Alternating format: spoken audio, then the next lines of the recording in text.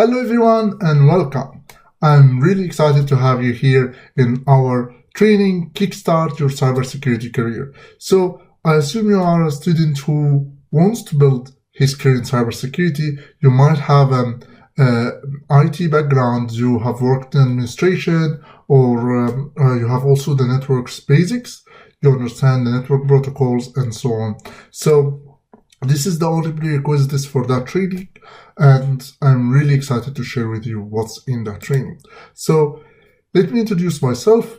My name is Amr Thabit, and I have been working in Symantec for 3 years in the attack investigation team, and now I'm working in Tenable, which is Nessus Scanner. If you heard about it, it's a scanner for vulnerabilities and weaknesses inside the systems. I'm also the author of Mastering Malware Analysis book, and I'm a speaker. I have spoken different conferences, including DEF CON, VB conference, and so many others. And also provided training in different conferences, including Hack in Paris. So, what I want to share with you today in that training is that this training is really different from anything else you might have learned through your career. If you have been trying to learn cybersecurity, you have learning penetration testing, looking at different courses, looking at different labs, solving some challenges, doing bug bounty. This training is completely different. And why it's different is that I have seen a really big trend in penetration testing specifically, which is a trend of most of the courses that I see, most of the YouTube videos, most of the YouTube courses, they teach very traditional type of penetration testing. I don't see it's not useful, but it is not the attacks that you see in real life. Before I worked in Symantec, I had a friend of mine who was studying OSCP, Offensive Security, first penetration testing course, and it's a great training. The labs are great, and I was shadowing him in his work on the labs, and I was seeing the type of challenges he's facing. And I was also working on different vulnerability or different vulnerable boxes, different vulnerable machines, different challenges, and I was doing all what you might have been doing already. And 2 years after, I started working in Symantec in the attack investigation team. And what I saw there was completely shocking. So our team, the main goal of it is to monitor the attacks that's happening, monitor the top hackers all over the world, the intelligence agencies, the hackers for hire, the main groups, the political groups, whatever they are. We're monitoring them, monitoring their attacks, and basically learning their techniques, know how they do their attack and how they evolve along the years. We monitor them and track them for years. And as you might know, Symantec as a company, they have sensors everywhere. We see inside the organizations, we work with them and we see how these attacks go from one machine to another, what type of malware they drop, what type of hacking tools they use, and how they go from one machine to another. And I can tell you that it was completely different from what I have been learning in all the different penetration testing courses. In OSCP, with big respect to these guys, they're really amazing. But what you see in the real attacks, the real targeted attacks, the attacks that cost companies millions of dollars, is completely different from what you have been studying. And this training, the main goal is to make you understand this type of attacks, make you understand how you can respond or protect an organization against it, and most importantly, how to investigate further, how to investigate the attack itself on the machine, and how to investigate the malware. This is an introductory course. It's not the one that will get you hired in a company.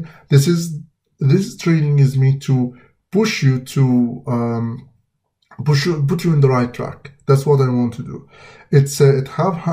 We'll have hands-on parts as well in the training, of course, and it will not give you everything, but it will give you the fundamental skills, the foundation that you need, the basics. These basics, you can easily build on it. And the most important in cybersecurity is to be on the right track, because there's so many different tracks, so many different fancy or shiny objects that's trying to get you. Oh, look at IoT, look at this, look at that, a new bin testing, a new bug bounty. And I want to give you what's actually real, what's the attack that cost company millions of dollars, and how you can get into that. Just to clear this out, I'm not saying that the other trainings are bad. The other trainings are useful, and what you have learning about using Metasploit and Nmap and scanning different ports and trying to find a vulnerability in all of them and seeing different surfaces here and there, it's useful. But that will protect an organization against the most common attacks. It will not protect them against the real target attacks that will cost them millions. So you will be like any other candidate in the market, and you will also, your value will be way less to the organization. If you are protecting your organization that you're working from this type of attacks, from the targeted advanced attacks, you will be worth the millions you save them every single year. So the training will be divided into 3 modules and 1 bonus module, so 4 modules at the end. Module 1 is the attacker mindset. We'll talk about how the attackers do the attack. We'll cover their techniques and tactics and procedures. Then module 2 will talk about the defender mindset, the incident response, how we detect an attack, how we respond to this attack, and as well we'll talk about the protection a little bit. Module 3 will dive deeper into the investigation and mainly in malware analysis. So targeted attacks and advanced attacks, they do create their own hacking tools. They don't use Metasploit or something that's already known. They create their own attacks, they create their own malware, or if they will use a known malware, they will use some encryption, some obfuscation. They will try to make it very, very undetectable by the normal antivirus that's inside the organization. So we'll talk about that and talk about how they get through and how we can analyze their malware and know what's exactly their tools. As well, with malware analysis, we can know how they communicate to the attacker, how much control the attacker gets, and with that, we can also know what other machines that might have been infected.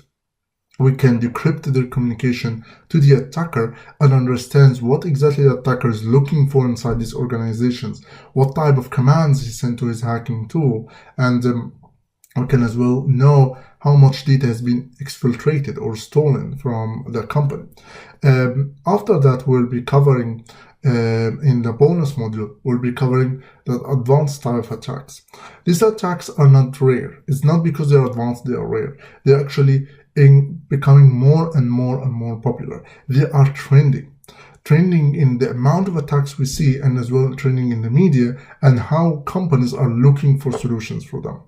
Learning how to respond to these attacks, learning how these attacks work, and how you can detect them, protect against them, you will be very, very valuable to any organization. This is a big plus in your resume to just say, I have learned how to deal with fileless attacks or targeted ransomware attacks. This will be very, very beneficial to you. As well, we will be covering YARA rules, and YARA rules is a type of simple antivirus signatures, how to write your own antivirus signatures. And with YARA rules, it uses a tool called YARA.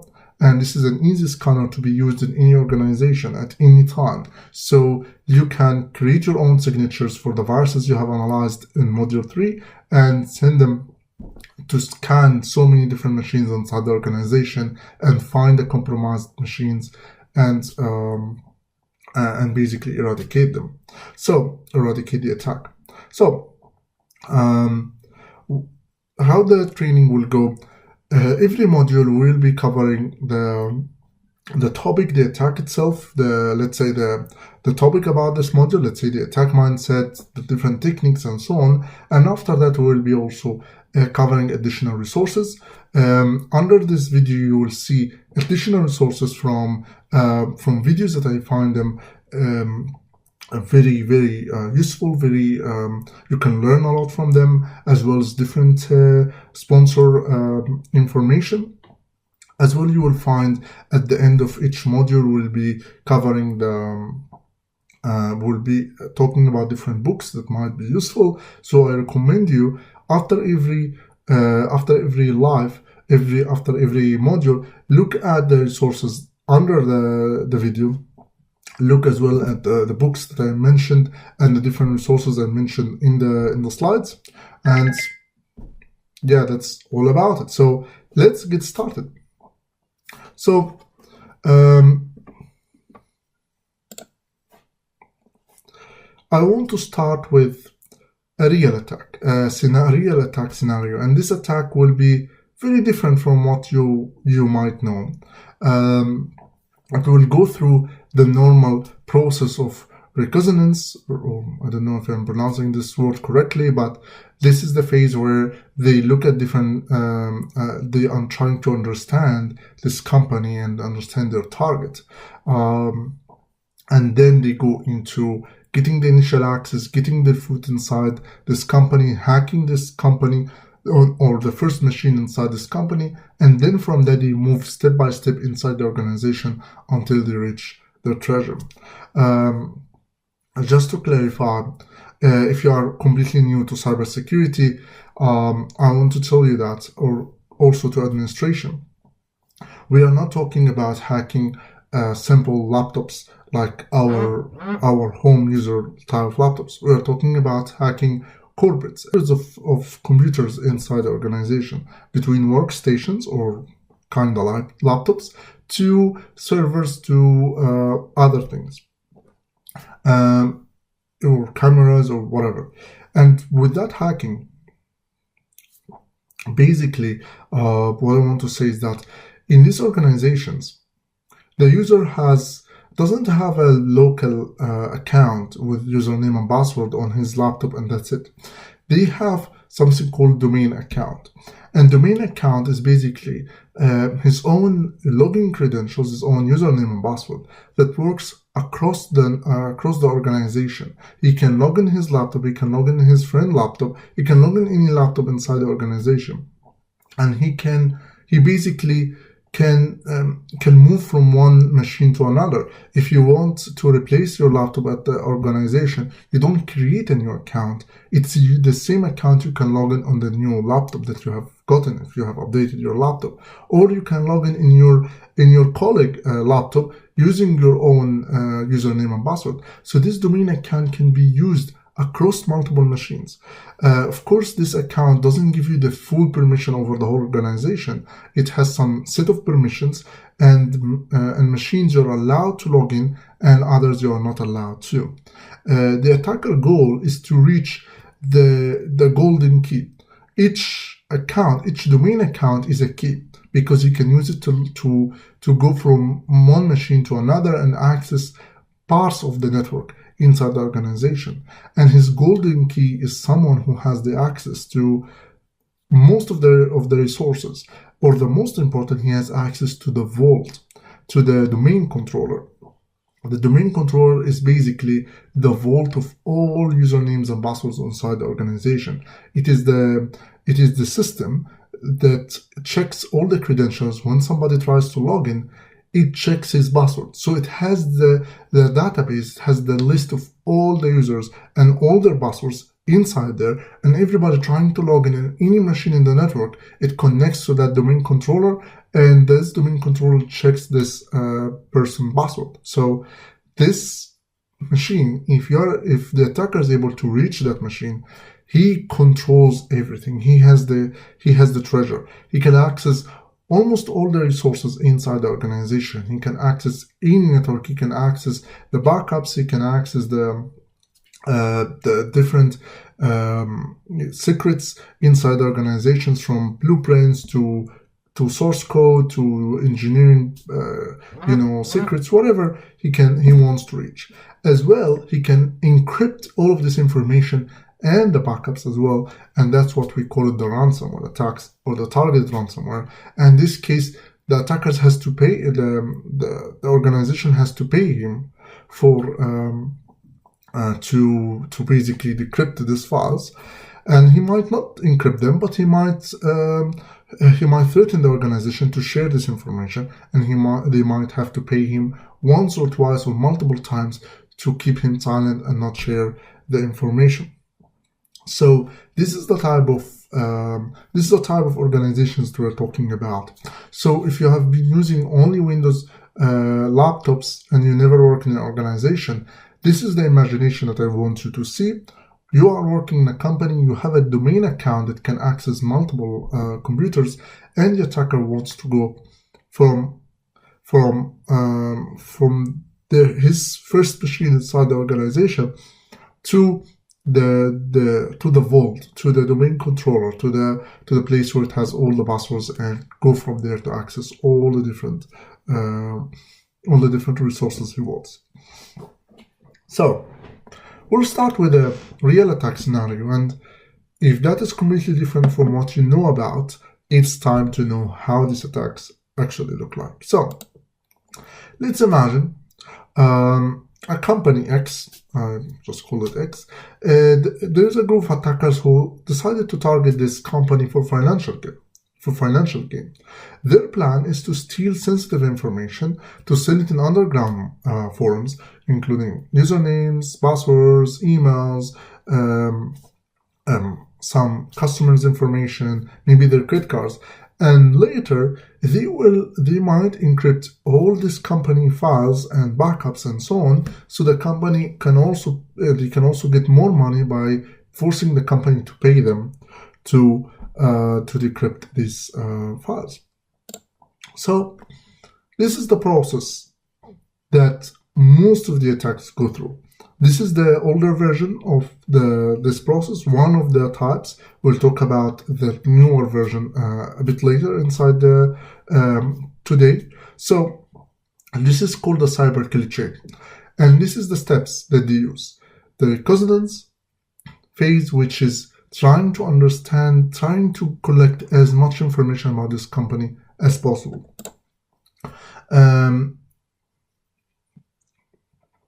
So the goal that they want to reach the ultimate goal is to get a domain administrator account, a domain account that has the full permission to make him reach the domain controller and take over all the resources.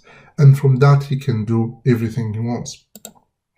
And the type of reconnaissance that he will do is not as you imagine, or if you have studied penetration testing, they might tell you in this phase you do like an Nmap, who is trying to find different systems inside the organization, different public-facing surfaces, try to find the open ports and the different services provided by each server. So you find all the public-facing servers, all the surfaces inside the server, try to understand more about the organization systems, and then try to find the vulnerability.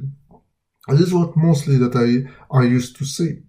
But in reality, that's not what the attackers do. They start by searching the employees. They don't go after the servers, because they know that public-facing surfaces or public-facing servers, they are very secure. It doesn't mean they are completely secure, they are perfect. No, they are not.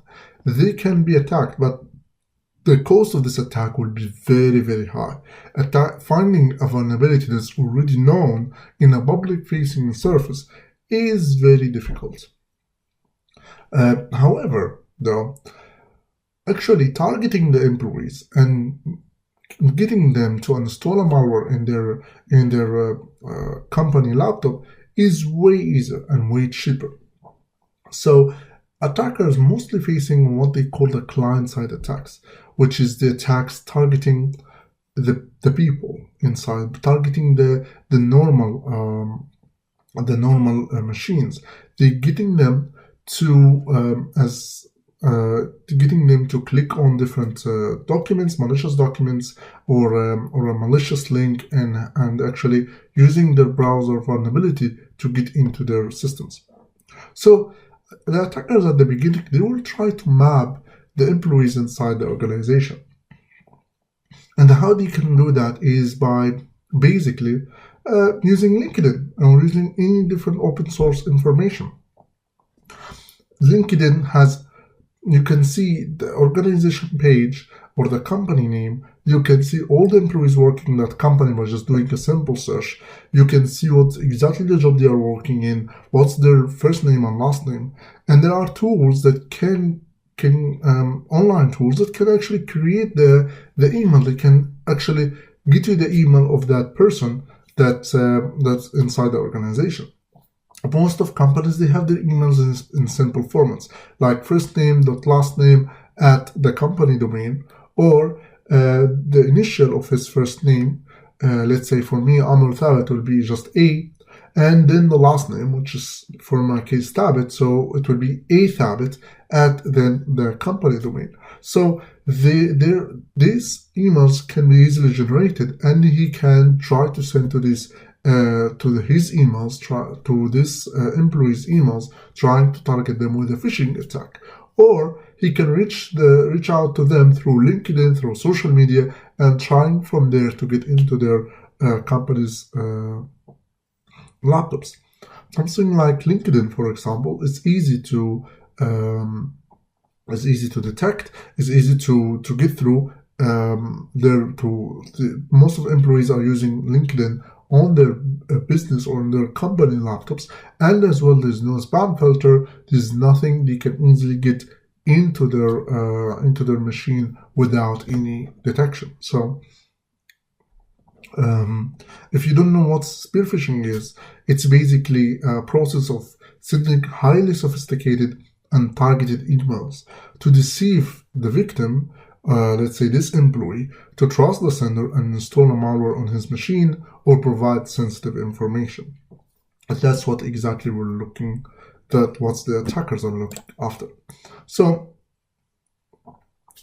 just to describe this part, as we said, there's two types of attacks. There's server-side attacks, which is mostly being described in trainings like any penetration testing training, any vulnerable machine you see online, because all of these exercises basically are machines that are vulnerable with no person sitting on them, and they have services open to the public, and all of these type of attacks are server-side attacks, it is important for a company to protect against them, and they all do, which makes it very difficult for attackers to go through these server-side attacks. It is very, very difficult because most of companies have at least this base of security. It doesn't mean that they are perfect. They have their own weaknesses, but this is way more costly for an attacker to target an organization with. But for a client-side attack like spear phishing, it is easier to target employees and get them to take an action. You just have to sell them the malware. You see all these people who are working in marketing, they are selling something. They're selling the people to take an action. And the attacker is doing exactly the same thing. He's selling to these employees to take an action. This action could be opening a document. Let's say he sent to an HR resume, or sent to the financial people an invoice. Whatever it is, a file and a message that gets them to take an action to open that file, and probably even enable the macros to get them to install the malware by themselves. And mostly in any organization, this is the weakest link. This is the weakest part in their systems. So it's easier and cheaper for the attackers to target them. At the end of the day, and this is something very important, companies do not try to be secure. 100% secure. Being 100% secure is a myth. It will never happen. All companies, they have weaknesses, but what they are trying to do is to make the attack as expensive as possible. So it becomes non-beneficial for the attacker to target this company and to actually get into into actually reaching to this company and do his attack. If you will attack Facebook, you will get $50 million or $100 million out of the attack, but the cost to actually deliver an attack that is successful might be $90 million until you find 0 days in their systems and actually get avoiding all the detection and get a team to write different malware samples and avoid detection, and knowing about the systems and paying insiders to get your information or to install your malware and so on. So it might be very, very costly. So with that, it doesn't make sense to attack Facebook. That's of course all numbers from my head, but I'm just giving you an example. So that's what companies are trying to do. What the attackers are trying to do is to find the cheapest way to actually attack this organization. If they have a 0 day, they will not use it until they really need to, and until this organization provides more income to them than the cost of wasting their 0 day and getting it to be known to the vendors. So this is basically the type of attacks. And so the attackers have examined the organization. Now they are basically planning to send a spear phishing email to a specific target inside the organization or group of targets. And from that, they will send them a malicious document. So the plan they decided to go through is spear phishing email. It will include a malicious document, and this malicious document will install a Trojan, install a malware. If you don't know what malware is malicious software, which is viruses, what we used to call it viruses, Trojans, and so on. So they will install their backward Trojan, and after they install the Trojan, they will open a fake legitimate document that looks like a real document, so the attacker or the target doesn't feel it's something suspicious, and this backdoor will give a backdoor access to the attacker, so the attacker will be able to access this machine and probably stealing passwords later on. So he basically decided to target somebody who works in the financial. He sent him a statement. The financials, they always buy different products. They get let's say they get an email with different emails from different vendors telling them this is your invoice, and please find the attached invoice for the payment. They mostly download these invoices, they open these invoices, and they add this information to their booking tools or their how they keep the payroll account. So he opened this malicious document that looks like an invoice. But after he enabled the macro, when he see this information, he enabled the macro installed the malware, and he then opened this as a replacement. He opened this invoice that looks like a legitimate invoice, and the malware is already installed. The malicious document included actually some macro code. This macro code, there is an ability inside Microsoft Word and Microsoft Excel and Microsoft Documents in general, also on Google Sheets, to run documents, to run macro code. This code is mostly an advanced code that can do so many things inside the system. For Microsoft products, they use Visual Basic VBA scripts, Visual Basic for applications. And these Visual Basic for applications can execute another programs. Attackers mostly like to use a language called PowerShell. So they make this Visual Basic script code, runs this PowerShell command, and this PowerShell command can take, as you see, like an encoded, it's not encrypted, but it's an encoded type of command that you don't know what exactly this command is. You will need to go through the decryption of it, and we will describe that later in the next module. But they use this, they see that this is basically the command that the malware is trying to execute, and then from that he install a malware called TrickBot, which is a known malware to give a backdoor access to the attacker, and they get their foot inside the door. They got this employee to click on the malicious document to run this PowerShell encrypted malicious code, and from that, or encoded malicious code, and from that you were able to download the malware TrickBot, which is now give access to the attacker. So The employee in the company called David has been tricked by the malicious document. He downloaded the attachment, he enabled the macro, and now this malicious document has downloaded TrickyBot malware into his machine, and it gave the attacker the initial access into the company network. So once the attacker are there, they want to maintain persistence. What does it mean? Once they have access to one machine inside the organization, if this machine is being restarted, they don't want to lose access to this machine. They want to stay in this machine. They want to be able to access this machine and make their malware run every time the system restarts. To do that, there's different places inside Windows, and also the same for Linux, which is another operating system. Inside Windows, there's multiple ways to force application to start or to force Windows to start an application every time it restarts. This is the startup folders. One of them is a very well-known registry key is this registry key. HKey current user, this is the root key, and in software, Microsoft Windows current version 1.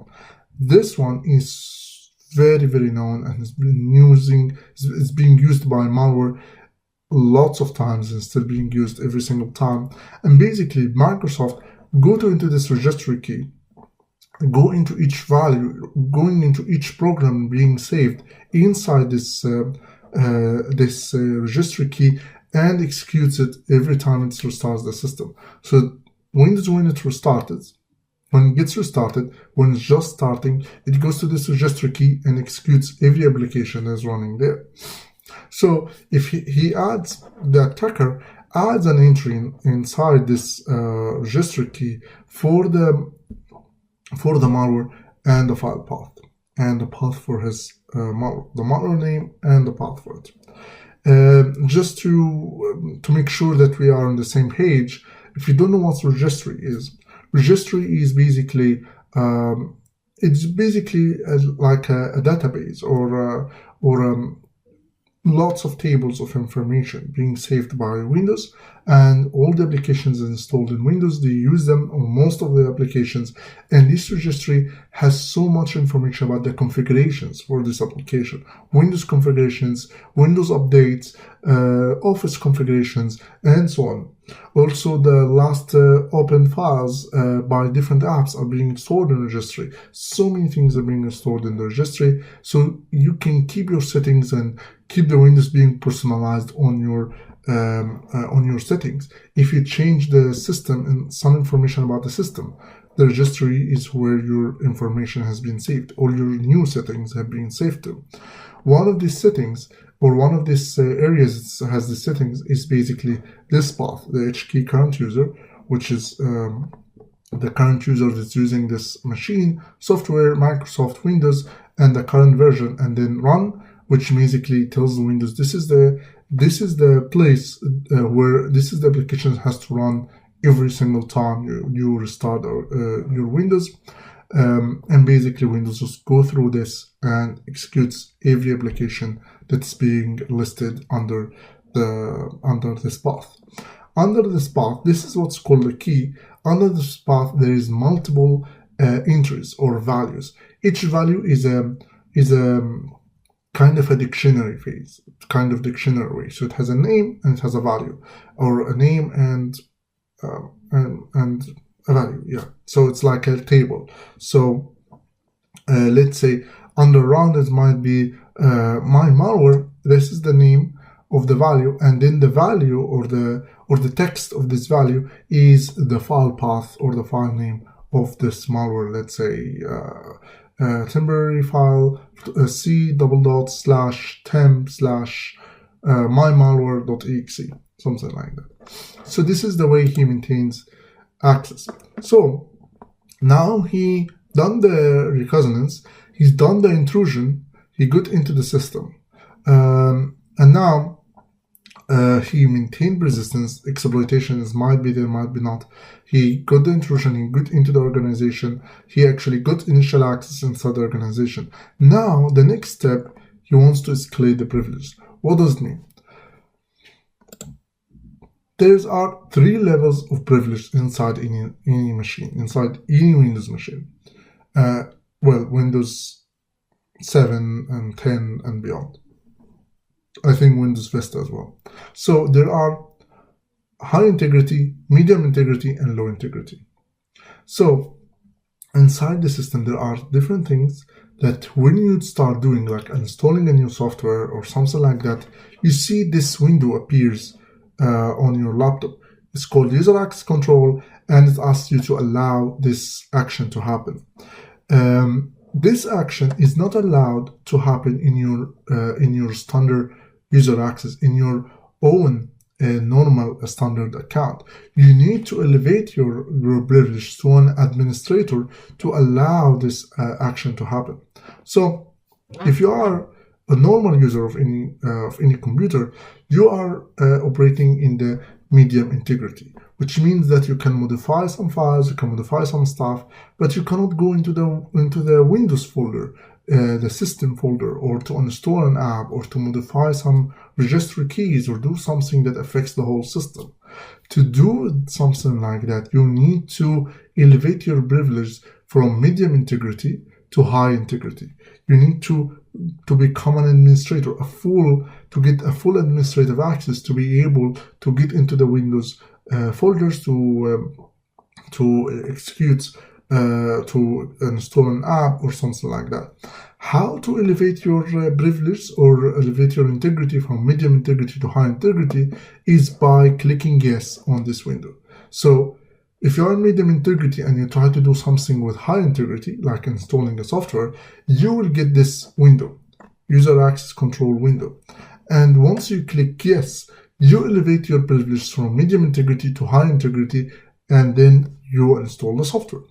You might doing that, you don't know why I'm getting this annoying window all the time, but this is basically a kind of a level of security, because an attacker, he cannot make a pop-up like this appears to you. If that appears to you, you will see what's the programs being running and what's the publisher of this application, and if it's a verified that is this publisher has actually produced that program or not, and you might say no, or at least you'll be alerted that something suspicious happening in the system.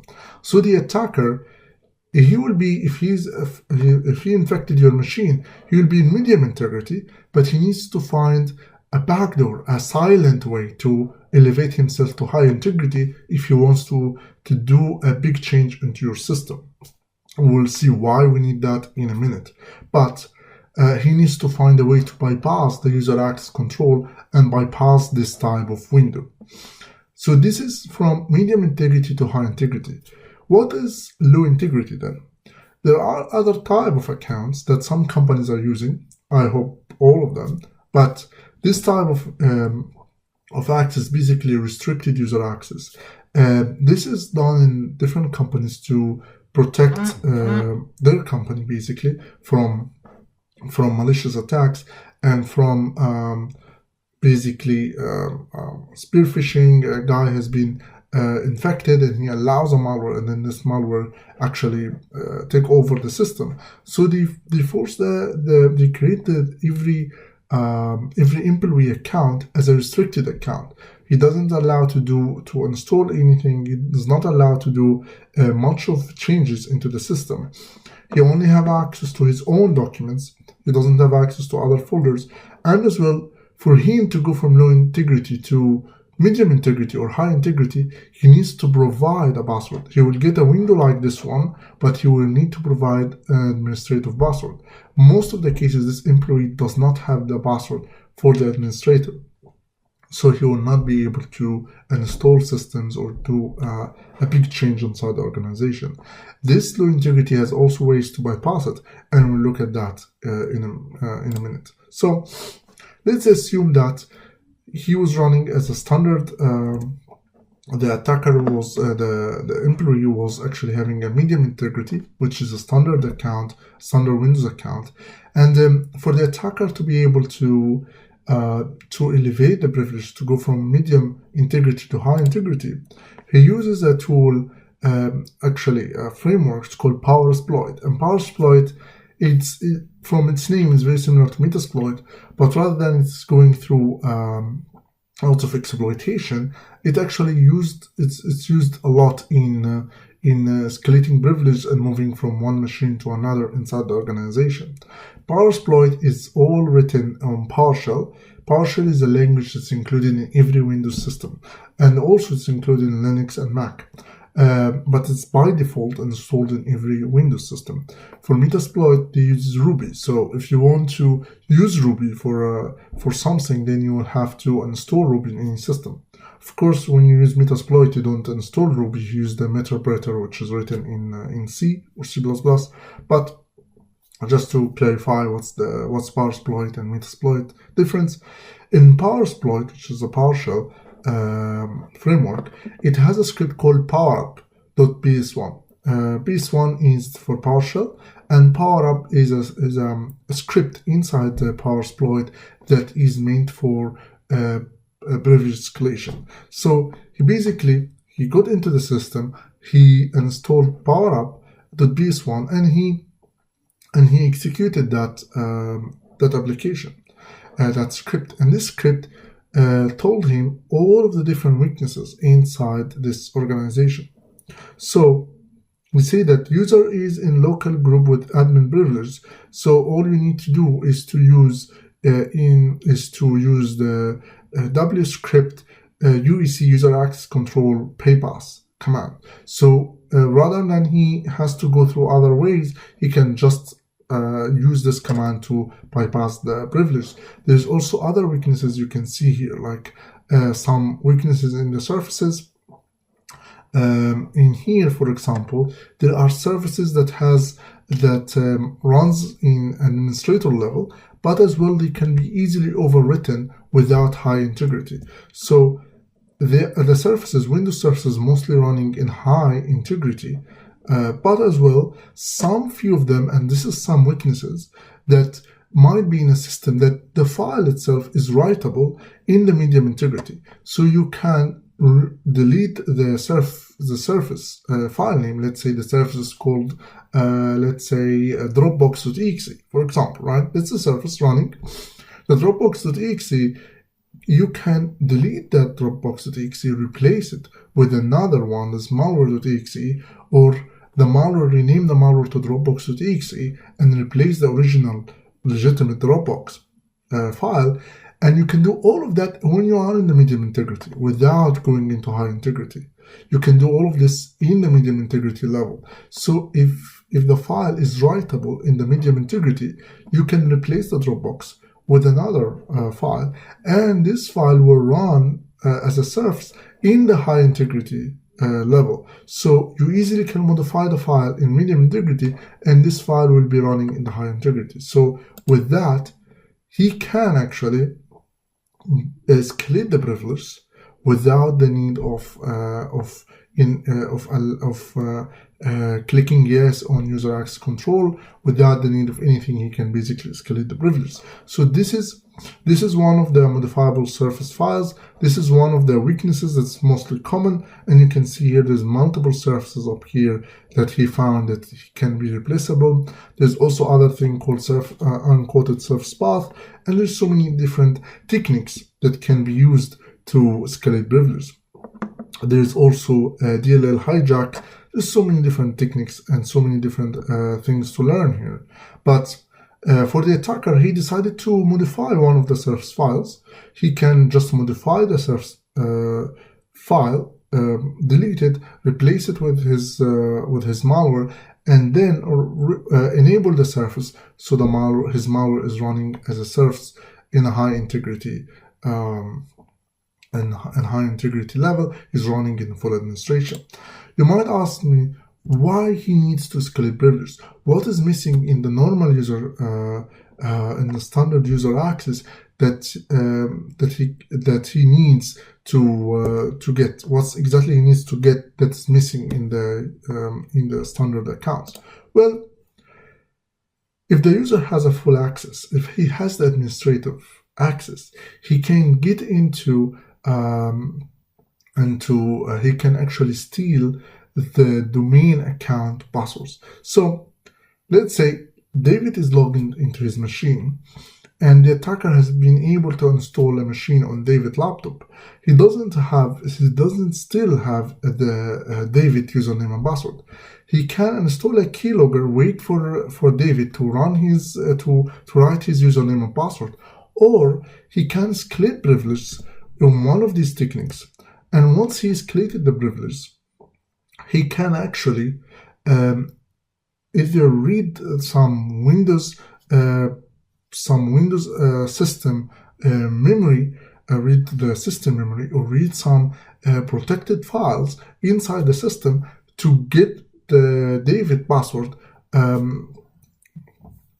get the David username and password directly without having to wait for David to write his username and password. So he can do that by using a tool called Mimikatz. And what Mimikatz does is that it searches for the username and password for David or for whatever the person who's logged in this machine in the system memory. There's a Windows memory, Windows application called LSASS, LSASS, and this is used mainly for login and stuff like that. And LSASS, inside its memory, it includes David username and David password, mostly in a hashed way, like in kind of encrypted way, like this one. And these encryptions are very easy to brute force or to break. As well, they can be used directly as passwords. Sometimes they include, as you see, like real passwords up here, plain text passwords inside the memory. Mimikatz can also steal passwords directly from the SAM files, and some files it includes your passwords, your local passwords on the laptop, and it's a file that's saved on the disk. So with all of that, once the attacker has created the privilege, now he can read this secure parts of the memory, and he can read this passwords inside the memory. So with that, he was able to get the username. Sorry, I didn't get a screenshot with David name, but let's say Han Solo, and then the password.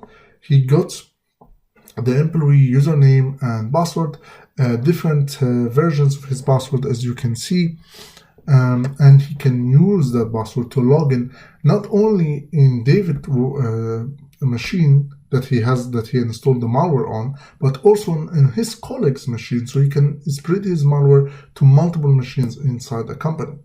So now he dumped David credentials from memory, and now he has his domain account to access other machines inside the organization. Now once he did the privilege escalation and he got the password, now is the time to do the lateral movements. And the lateral movements is simply going from one machine to another, to a third, to a fourth inside the organization. Lateral movement, the goal from the lateral movement is basically going to the domain controller, is getting from one machine to another until you reach a machine that has an IT support guy or somebody who has administrative account to log into that machine, that has his username and password saved in the memory somewhere. He's logged in that machine, and from that he can steal this IT support guy username and password and use that username and password to log into the domain controller and take over the whole system. As well, he can use David account to log into the shares. The shares as well includes different files, different secrets, maybe some source code, maybe some projects have been there, blueprints, designs, whatever it is. And now he has finished the reconnaissance, the intrusion, the privilege escalation. He stole David's domain account. Now he will start to do the lateral movement. But to do the lateral movement, first he needs to discover the network around David's machine. He has a full control over his machine, but he doesn't know what's around. He wants to know the other machines that are around in the same network and the other accounts that are in his group, the other people, employees that work in the organization. So he used a tool called AdFind, which is a Microsoft application, to collect as many information about the network and about the organization from David's machine. And he uses he used it like that. He of course put it in the temp, in the downloads, and then he starts to collect all the users, computers, subnets, trust certificates or trust lists, domain list, so much more information, the domain control list, and so on and so on. So he collects all the information he can gather from about the network using this tool @find. And once he has all this information, now is the time to plan his attack. So now his plan is to use PowerShell commands using David account to execute different PowerShell commands inside other machines and start to install his malware in different machines. Also, he wants all of this malware to be able to communicate back to him. And for that, he used a known penetration testing tool called Cobalt Strike. And Cobalt Strike is basically a tool that simplify the lateral movement. They can install what's called beacons, and these beacons, as you see here, all of these different machines inside, these are beacons. These are small backdoor that's installed in these machines that connects back to the Cobalt Strike Cobalt Strike headquarter of it, and able to connect back to the attacker so he can manage all of these machines easily and run commands on them.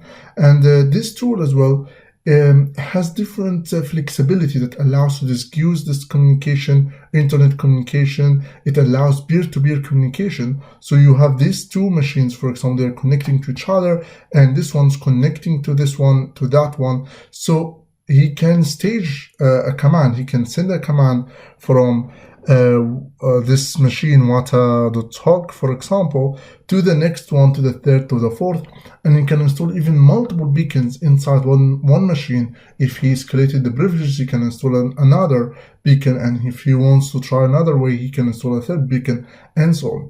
So he started to move laterally inside the organization using David account, and as well using Cobalt Strike to orchestrate this lateral movement strategy. So he's now moving from one machine to another using peer-to-peer communication and as well HTTPS communication, and he uses his own ways of sending and receiving messages, so it doesn't look like something is suspicious. And with HTTPS, it's very hard to basically decrypt the communication. So the communication is encrypted. Now he has the ability to move around, and he starts to move from one machine to another using this tool. Now, he reached out to one of these machines inside the organization where one of the IT support has actually connected to this machine before as a remote desktop. So this machine had an issue at some point, and IT support, he connected to this machine using remote desktop to fix an issue. He terminated this connection in a wrong way, which kept his credentials, kept his login credentials, his domain account credentials inside the memory. The attacker was able to reach out to this machine, able to escalate privileges in this machine, and able to steal all the domain accounts that are in the memory, including this IT support guy. With that, he was able to move to the domain controller. He was able to find this golden key, the domain account that has so much of privilege and so much of permission. He was able to use it to get into the domain controller, and from the domain controller, he was able to get all the users' credentials, and he was able to access all the important servers and sensitive information. Now is the time for him to do the exfiltration, which is the stealing of information, and as well the part where he can as well access all the backups, access all the servers, and install a ransomware to encrypt everything. And then after the weekend, they come back and they see all the files are being encrypted, and now they have to pay the attacker to get these files back. With the exfiltration, he was able to achieve his first goal of stealing sensitive information and selling it in the underground market. And from the ransomware, he was able to capitalize on his income and basically get more money out of this organization. This is a very simple attack, or not a simple attack, but it's a usual form of an attack. It is an attack that is a fictional story, but it is so real because that's what happens every single time. This is what the type of attacks you will see in real organizations. I know that so many details we have covered in this almost 1 hour session, but it is an essential information. And I know that it is mostly theoretical. You still didn't dig into really going from one machine to another and trying these tools, but this is the foundation of where you will go after. If you will dive deeper into penetration testing, this information we have covered is where you should dive in. You should dive into how this lateral movements happen, how he accesses the domain controller, how he does the client-side attacks, how every step is working out, how he creates his own malware, and how he creates his own malicious documents or his own bait to get the employee to click and take action and install the malware on his machine. So this is the format that we see every single time when we go into real attacks. Before I end this session, I want to kind of summarize the attack life cycle. We have seen now a real scenario, real attack. Now, what is the attack life cycle? Let me summarize this part and add a bit more to this part. So we have talked about the cyber kill chain. We have seen the processes going through, but what is actually cyber kill chain? What is this list of attacks that we always cover every step in this scenario? So cyber kill chain is basically a series of steps that trace stages of a cybersecurity from the early reconnaissance stage to the exfiltration of data. This cyber kill chain helps us to understand and combat ransomware, security breaches, and advanced persistent threats. So it's basically a map of an attack stage that the attack always go through. This has been known for quite some time, and there is even a more in-depth design of that. This is like a simple tactic-based type of plan, but we have something that's called meta attack, and this is maps the tactics, techniques, and the procedures the attackers are using. So you have here all the main tactics, and like let's say the reconnaissance, the resource development, the initial access, execution, persistence, privilege escalation, defense evasion, and until lateral movement and command control, exfiltration, impact. This is all the stage that the attack go through. All the tactics, they call them tactics in meta attack. This is all the tactics that he use, all the stages he go through. And here all the techniques that he can use, that he might be able to use to achieve that, to achieve his goal in that stage. So let's say to achieve privilege escalation, he might use one of these techniques that allows him to escalate privilege. This map helps you to map out any attack that actually happened to one of the techniques in every single, one or two techniques in every single tactic up here, and see how this attack has played out through the whole map. And if you want to simulate a known attack, let's say you want to simulate a China attack, for example, the specific China attack or specific Russian attack, Fancy Beer, that's a known attack group. So that's a Russian group. and you know how their attack look like, you can map their attack on here. So this is how they do resonance, or at least this is how they do the initial access. This is how they execute their malware. This is how they maintain persistence. This is how they scale privileges. This is how they bypass defenses, and so on.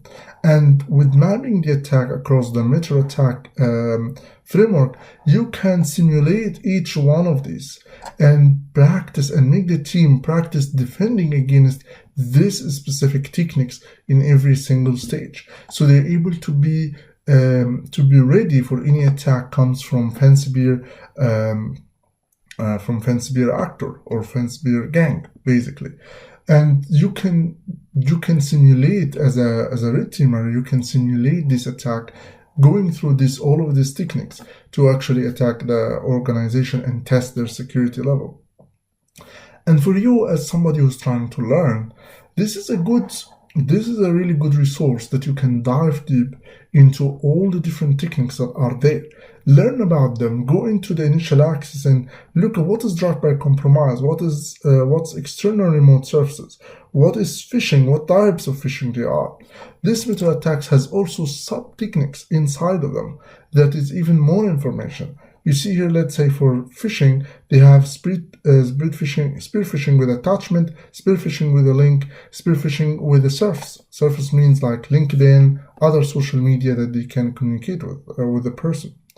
In let's say in the command and scripting interpreter, so in execution he might execute scripts that could be PowerShell scripts, Python scripts, Unix shell, Visual Basic or Visual Basic for application, JavaScript, and so on. So all of these languages he might use to execute his malware in the initial phase.